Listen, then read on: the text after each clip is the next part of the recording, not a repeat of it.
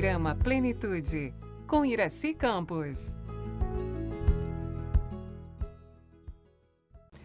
Como compreender a importância dos desafios familiares sobre a ótica da psicologia e da espiritualidade?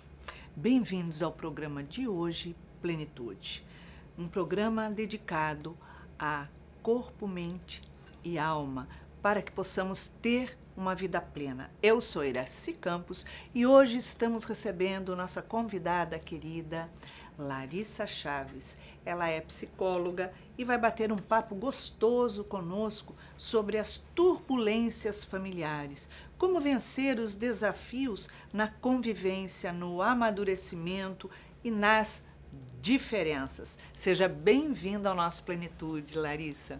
É uma alegria estar aqui novamente, né? Até em pouco tempo. A gente esteve aqui alguns meses e é realmente gratificante estar aqui de novo. É tão bom, né, a gente falar sobre a psicologia e a espiritualidade, porque a gente não vive sem uma e nem sem a outra. Não tem como, né? E quando a gente fala, né, nas turbulências familiares, aqui a gente está num contexto em que a espiritualidade é considerada, em que o espiritismo nos norteia, e existem muitas coisas que quando a gente pensa só no ponto de vista material, muitas vezes a gente não consegue alcançar as explicações. Muito do que a gente vai conversar aqui hoje são esses bastidores que nem sempre do ponto de vista material a gente alcança. Com certeza. A gente vê muitas famílias tendo grandes desafios pelas diferenças que existem dentro disso. Como amadurecer uma convivência dessa pelos dois pontos de vista? Eu costumo escutar dos pais um relato que se repete, que é assim: olha, lá no início, quando meu filho era uma criança, quando eu era uma criança pequena, ali na primeira infância, eu me dava muito bem, né? Tinha toda aquela amorosidade, especialmente as mães, porque a gente está ali naquela fase do apego, daquele vínculo tão forte. Muitas vezes eu escuto dos pais esse relato de que até um certo momento tudo parecia fluir bem, o vínculo, a conexão, a amorosidade. Ai, nossa, era só amor, a gente se entendia, se dava tão bem, que maravilha. Best friends, né? Exatamente. Mas com o passar do tempo, né, eu já escutei inclusive esse relato assim, parece que tiraram uma criança e colocaram outra, né, colocaram um pré-adolescente ali que eu não reconheço. Tipo, que espírito habita esse corpo agora, né? Exatamente. E é claro que aí a gente vai considerar tanto as transformações, inclusive neurológicas, cerebrais, naturais do desenvolvimento mesmo, né? A gente sabe que ali no início, o cérebro, fisicamente, as suas estruturas ainda estão muito imaturas. Então, a gente tem ali um terreno muito propício, ainda muito sugestionado por tudo que os pais oferecem, por essa influência parental, inclusive uma certa fantasia de que esses pais são maravilhosos, perfeitos, né? A mãe é o ídolo, o pai é o ídolo, né? Qualquer coisa pela minha mãe, Exatamente. Brigo pela minha mãe. Eu lembro que a minha filha ia na escola, foi muito engraçado, ela, sei lá, devia estar com 7 anos, 8 anos, e as amiguinhas conversando, estavam falando que a mãe não era virgem, não sei o quê. Ela vira na postura. A minha mãe mas fez uma briga absurda na escola e veio chorar pra mim, que as amigas estavam falando isso da minha mãe. E ela te defendeu, né? Me defender. Porque ela interpretou que era uma coisa negativa, né? E ela se colocou na postura de te defender. E eu me lembro, né? A gente já conversou aqui outras vezes, eu tenho 3 filhas, Iraci já sabe disso, mas aqui falando para vocês, né? Uma está agora com 8 anos e tenho gêmeas que estão para completar 3 anos. E eu tive também uma cena assim, muito engraçada com a Marina. Na época ela não estava com 8, ela estava ali com 7, mas a mesma mentalidade. Nós estávamos no sofá de casa, morando em Salvador na época, e assistindo uma animação incrível chamada Red, Crescer é uma Fera. E trata-se de uma pré-adolescente que tem ali uma cultura, acredito que era a cultura chinesa, talvez, e ela sempre muito seguindo assim os direcionamentos da mãe, do pai, todos os rituais, fazendo muito tudo certinho com eles. Na pré-adolescência, a identidade dela vai se formando e ela começa a não querer fazer tudo como ela fazia com a mãe. Começa a se identificar mais com as amigas, e aí tem um grupo, assim, uma boy band, né? Um grupo de meninos que ela vira fã e a mãe fala, ah, isso aí não presta, não sei o quê. E na frente da mãe ela vai assumindo um comportamento e com as amigas ela vai assumindo um outro comportamento. No desenrolar dessa trama, e é uma animação incrível, chega um momento, assim, clímax desse filme, dessa animação, em que ela se separa um pouco dessa mãe para que elas possam ressignificar aquela relação e ela possa ser quem ela é e construir essa relação com a mãe de um lugar mais verdadeiro. Iraci, a Marina começou a chorar do meu lado, assim, desesperada, e falou assim, isso nunca vai acontecer, eu nunca vou fazer isso com você. Porque da perspectiva da criança, ainda com 6, 7, 8 anos, né, ela não entende que essa relação vai se transformar. E é natural que se transforme.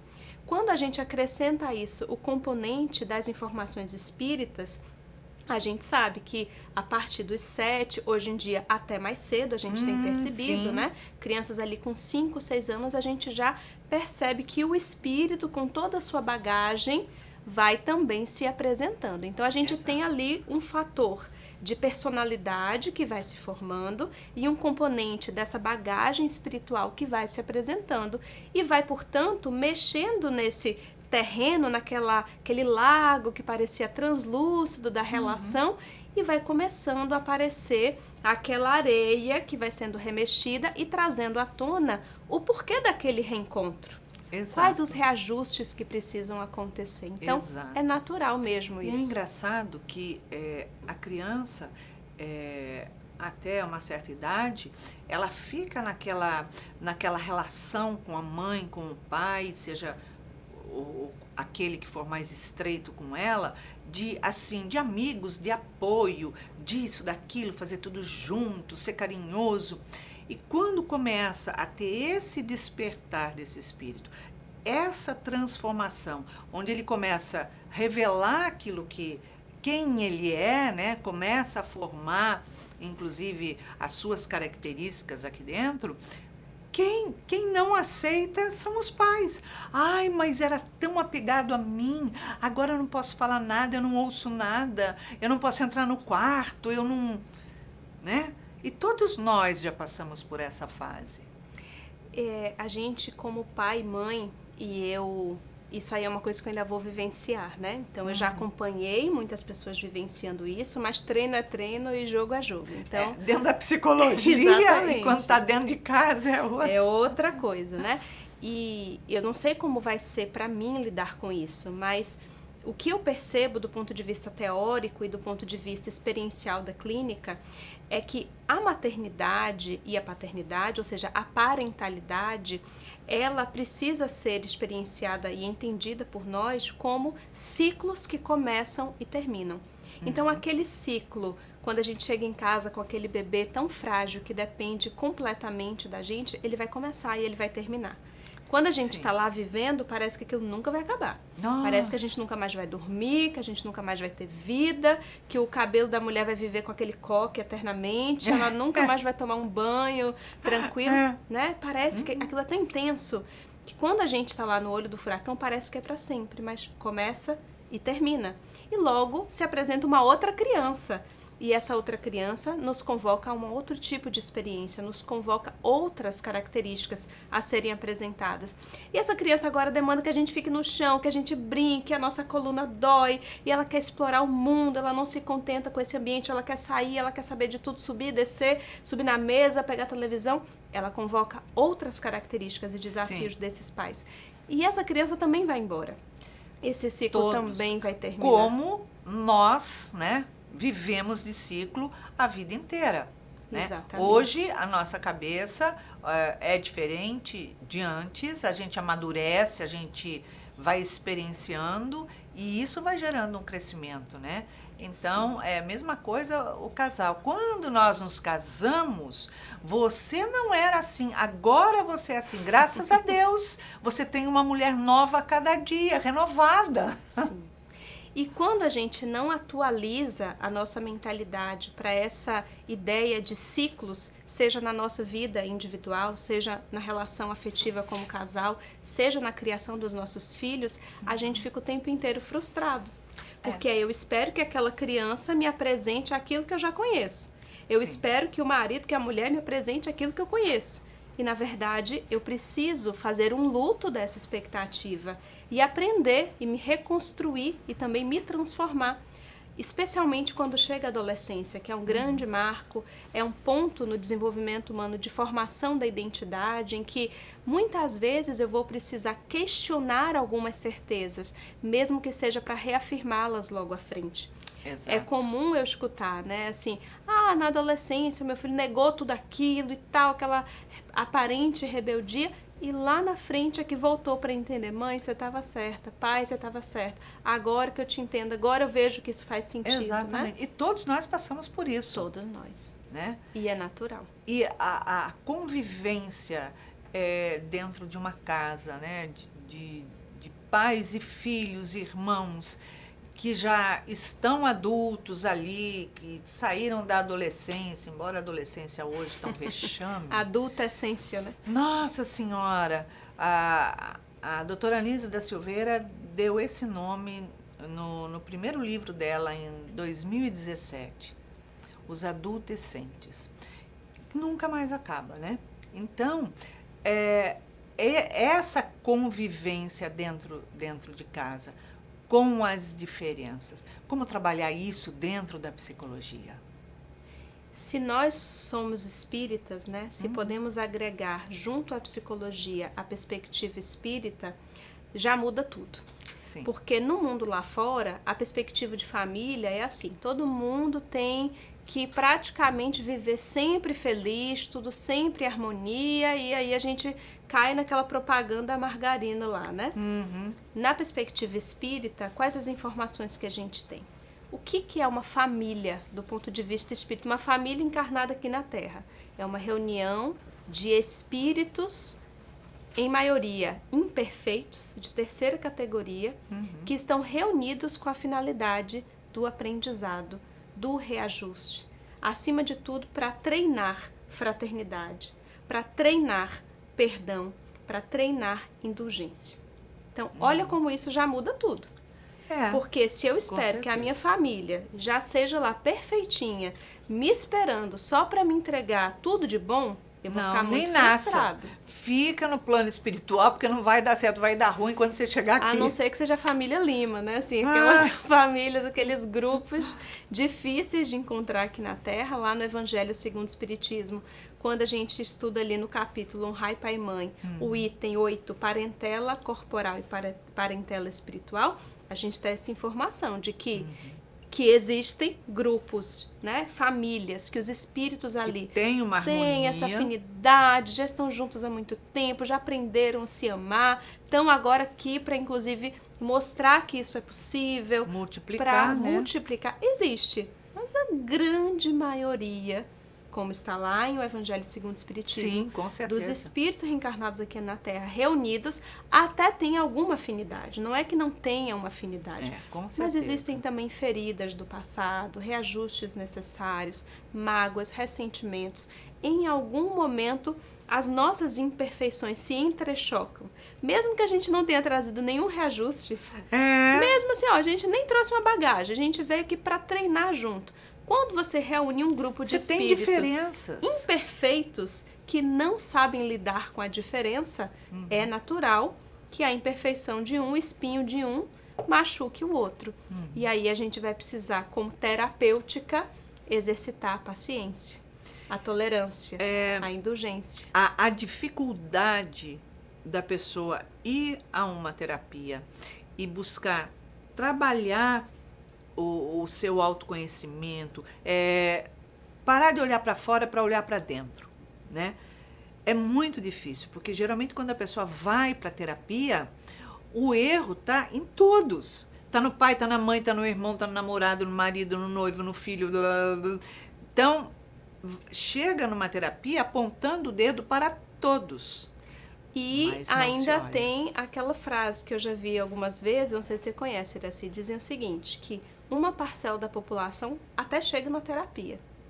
E tem uma parcela que não chega. E, em geral, a que chega na terapia chega exatamente para lidar com aquela que não chegou. Então, nós ainda temos esse descompasso, né? É. De que, realmente, assim, existem contextos que a gente observa na terapia em que, às vezes, seria muito interessante que todas as pessoas ali envolvidas tivessem algum apoio terapêutico de alguma ordem. Às vezes são casos até graves, né? Que precisam também de um apoio psiquiátrico. E às Com vezes certeza. aquela pessoa que busca terapia nem é a que mais precisa, mas é aquela que aceita ajuda.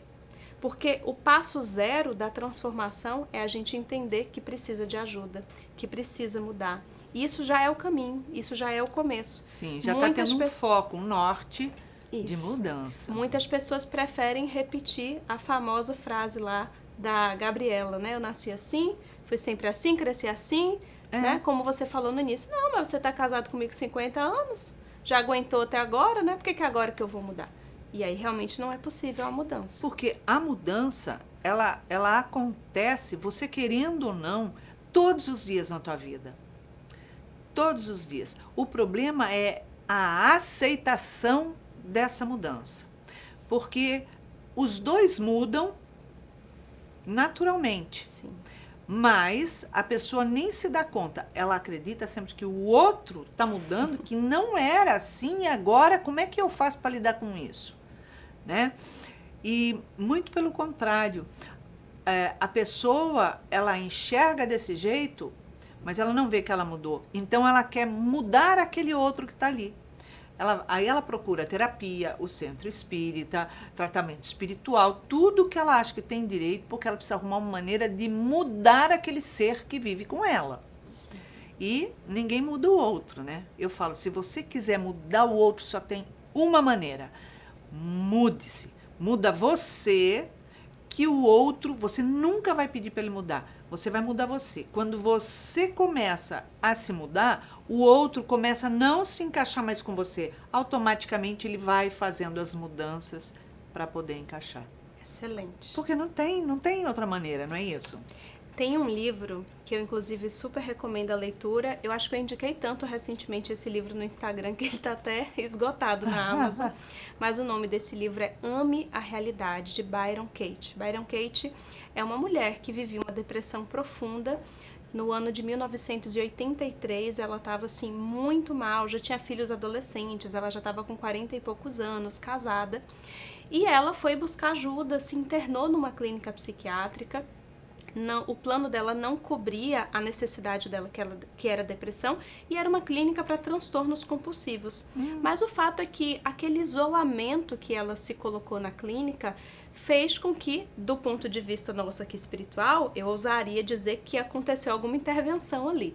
Mas ela, que não acredita nisso, relata simplesmente que ficou ali com os pensamentos dela e todas aquelas questões que angustiavam ela, todas aquelas projeções.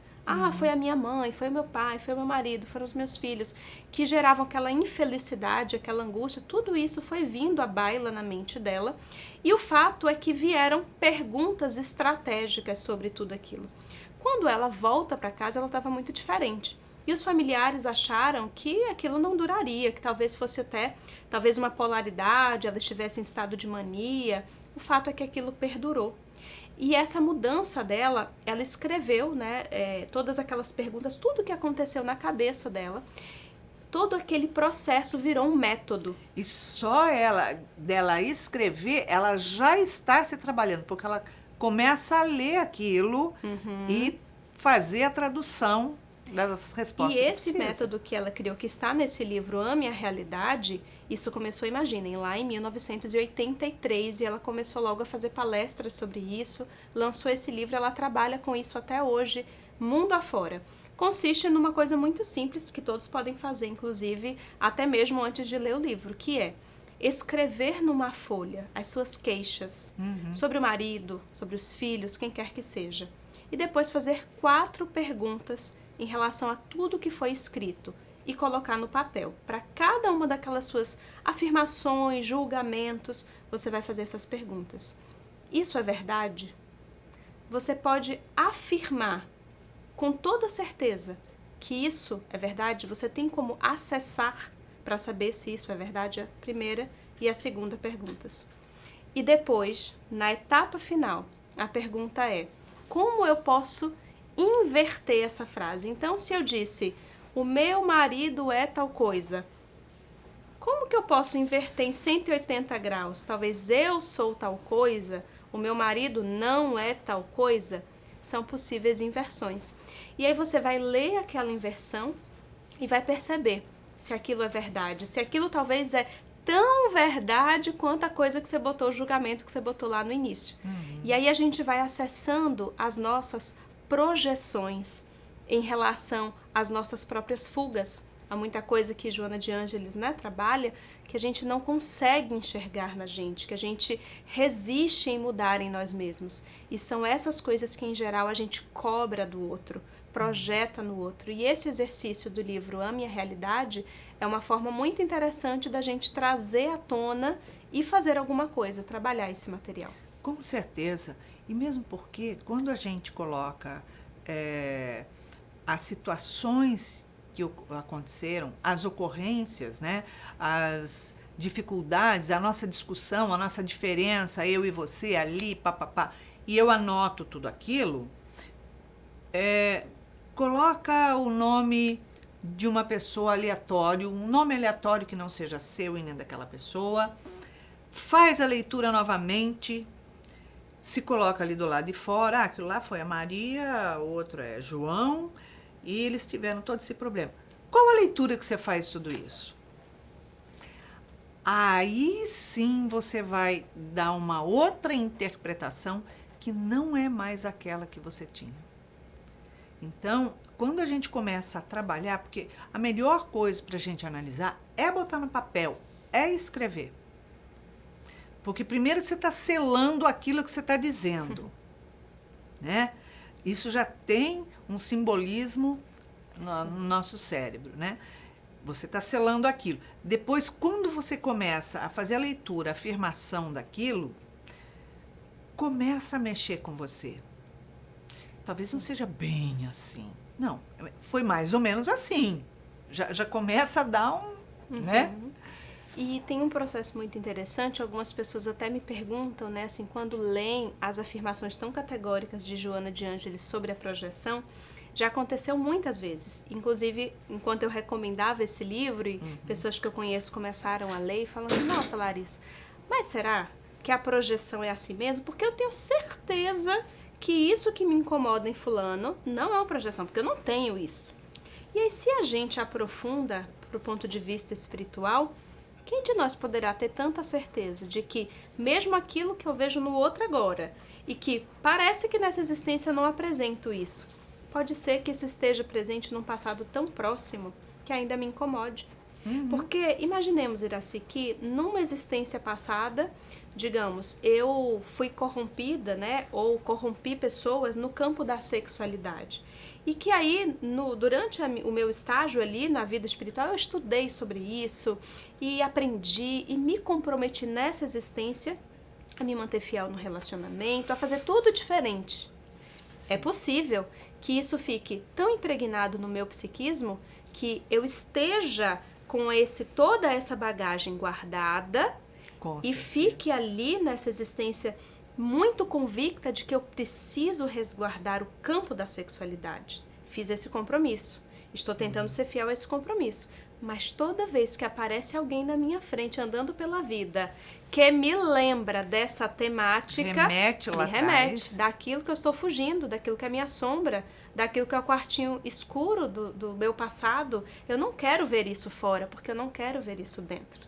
Exato. Então, eu posso me tornar nessa existência alguém assim, muito puritana, muito preocupado com a roupa que todo mundo veste, com todas essas questões, a ponto de gastar muita energia com esse tipo de julgamento e com esse tipo de preocupação, e poderei dizer, mas olha a minha vida tão regrada, eu não tenho nada que ver com esse tema, como que eu estou projetando? Mas eu não lembro desse passado. Exatamente, o que está lá atrás, né? E muita depressão, ela é acionada muitas vezes desse jeito, porque você está vivendo uma vida normal, a sua vida maravilhosa, está feliz da sua vida, tudo está certo, e de repente você entra na depressão e já atendi muitas pessoas assim, da pessoa falar assim, eu não sei o que aconteceu, que na minha vida eu não tenho problemas. Meus filhos são isso, maravilhosos, estudam, estão se formando, sei lá o quê. Meu marido é isso, meus pais. Eu tenho uma vida excelente. Eu não sei porque eu tenho depressão. Pois é, mas às vezes uma frase, uma palavra que você ouve numa conversa entre duas pessoas até desconhecidas, que você pega aquilo ali sem querer, aquilo faz pá. É o estopim, né? Aciona. Então, por quê? A vida é toda linda, maravilhosa com todos que estão ali que você está vivendo, mas você não está olhando para dentro em momento algum. Então, você está olhando que, olha, está tudo certo, sob controle, pleno. Ó, que maravilha. Quando é que você vai olhar para dentro?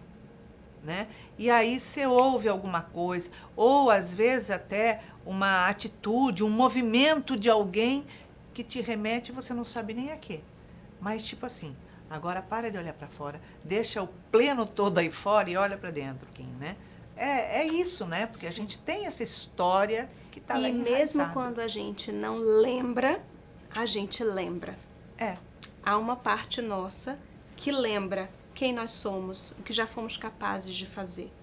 E uma das formas disso, de alguma forma, se esvaziar, né, da nossa angústia é a projeção. A projeção é um mecanismo de defesa. Então, para que eu não tenha que olhar para dentro, para que eu não tenha que me haver com isso, eu fico o tempo inteiro colocando para fora no outro. Então, chega o momento da gente fazer essa viagem para dentro. Todo mundo. Larissa, passa muito rápido. Obrigada pela sua presença e estar aqui com a gente. É uma alegria você vir para cá. Vai vir outras e muitas outras vezes. Então, é isso. Quando a gente olha para o entorno dentro do nosso lar, do nosso núcleo, porque a nossa família é o nosso santuário e tem que ser olhada cada um que ali compõe com muito carinho, muito respeito, porque nós não sabemos a verdade de cada um, a bagagem de cada um, mas a gente sabe que se a gente está naquele núcleo, a gente está lá para trabalhar uma única coisa, só uma, o amor. Só o amor. Porque todo o resto, o perdão, a compreensão e todas as outras coisas, é simplesmente consequência do amor. Então, que possamos refletir no núcleo que a gente vive, compreender que as diferenças não são defeitos, são simples diferenças e nós aprendemos a viver com essas diferenças. Então, fique atento, fique ligado, compartilhe o nosso programa, porque muitas outras pessoas podem se beneficiar. Deixamos aqui um super beijinho carinhoso e até a próxima semana. Muita paz.